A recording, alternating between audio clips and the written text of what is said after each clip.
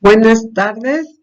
Vamos a ver, soy la doctora María Teresa Silvia Tinoco Zamudio de la Facultad de Enfermería de la Universidad Michoacana de San Nicolás de Hidalgo y vamos a ver en la cátedra de atención en salud reproductiva lo que es la espermatogénesis. Para hablar de la espermatogénesis, tenemos que recordar lo que es en un momento dado la anatomía y la estructura de los testículos. Los testículos se forman en la cavidad abdominal durante la gestación del niño. Estos responden a la estimulación por testosterona, pero antes de nacer, estos testículos descienden y bajan a la cavidad escrotal, al escroto, que es el que les va a ayudar perfectamente a controlar la temperatura de manera muy fina, o sea, debe estar siempre por abajo de 2 grados centígrados de la temperatura corporal. Estos testículos tienen alrededor de 250 canales o túbulos seminíferos, que es donde se van a producir los espermatozoides. Entonces, para recordar, pues tenemos que ver que la estructura y anatomía de los testículos se desarrollan en la cavidad abdominal durante la gestación. Antes de nacer descienden a la bolsa escrotal para mantener 2 grados menos de temperatura corporal y para producir adecuadamente la espermatogénesis. Después vamos a ver si nosotros nos pusiéramos en un microscopio a lo que es el túbulo seminífero, pues entonces vemos, este es el túbulo.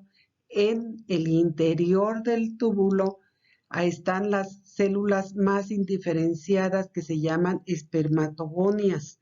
Estas células son diploides. Recuerden ustedes que cuando son diploides tienen los 22 pares de autosomas y el cromosoma sexual y el par de cromosomas sexuales. Entonces, en esta base están constantemente en reproducción mitósica, o sea, se van replicando constantemente para formar más espermatogonias, las cuales son diploides.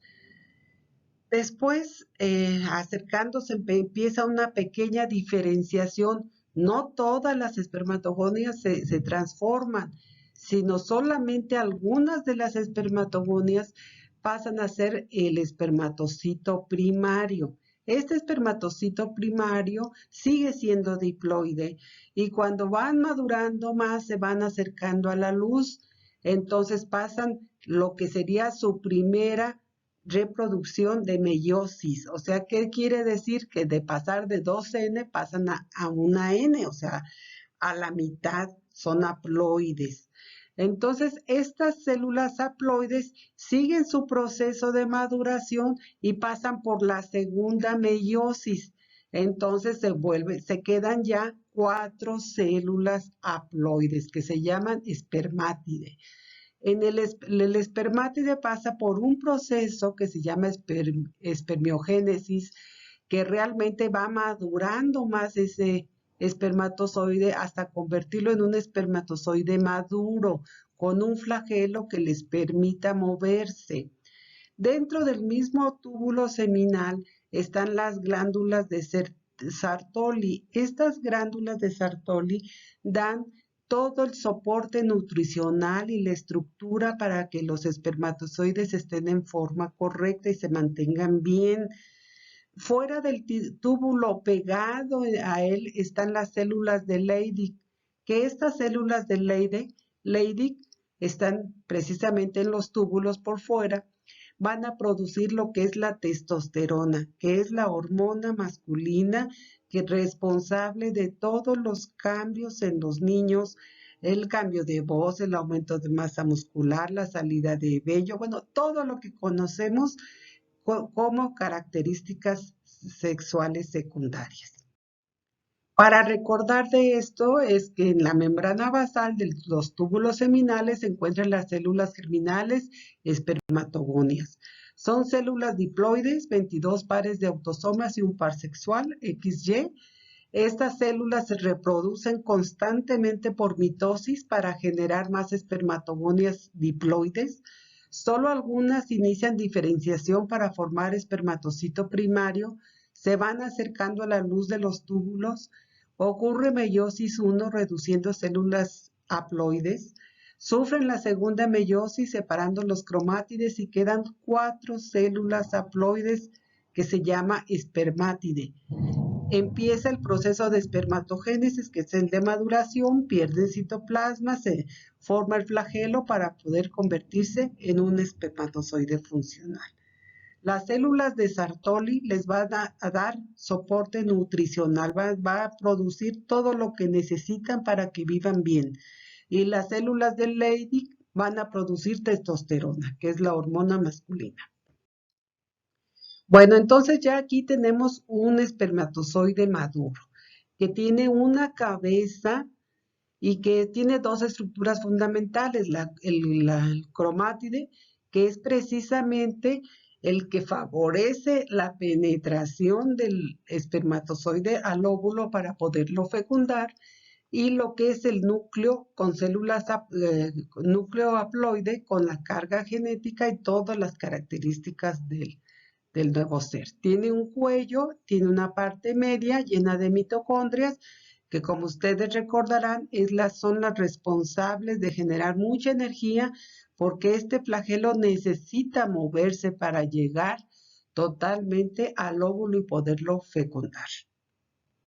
Entonces, recordando esto, el espermatozoide tiene cabeza donde se encuentra el acrosoma, que es indispensable para penetrar en la fecundación. El núcleo, que tiene material genético haploide, cuello y la parte media llena de mitocondrias que van a producir la energía para el movimiento del flagelo.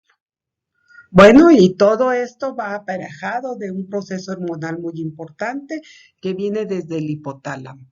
En el hipotálamo tenemos que se produce la hormona generadora de gonadotropinas, GnRH, que va a estimular directamente a la hipófisis, esta parte del cerebro que también produce dos tipos de hormona para el caso que nos interesa, que es la luteinizante y la folículo estimulante. Estas hormonas van a trabajar directamente en los testículos, la luteinizante va a las células de Leydig para producir testosterona y la folículo estimulante van a las células de Sartoli para hacer precisamente el proceso de espermatogénesis.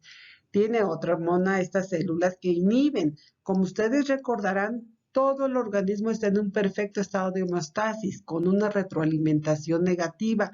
Cuando se están produciendo bien los espermatozoides sin ningún problema, hay un momento que dice, bueno, ya no necesito tanta, hay que disminuir la producción y eso se llama retroalimentación negativa. Entonces, para recordar el ciclo biológico, la testosterona disminuye al nacimiento y empieza a incrementarse a los 10 años. Después de los 45 años empieza a declinar su producción en forma paulatina, por eso es tan diferente el de las mujeres.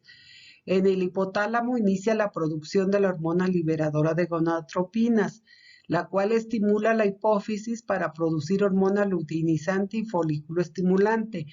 La hormona luteinizante estimula las células de Leydig para producir testosterona.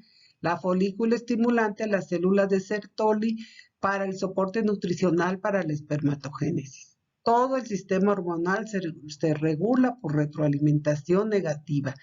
Se producen 100 espermatozoides por minuto y cada eyaculación tiene de 200 a 300 millones. Bueno, pues eso es todo.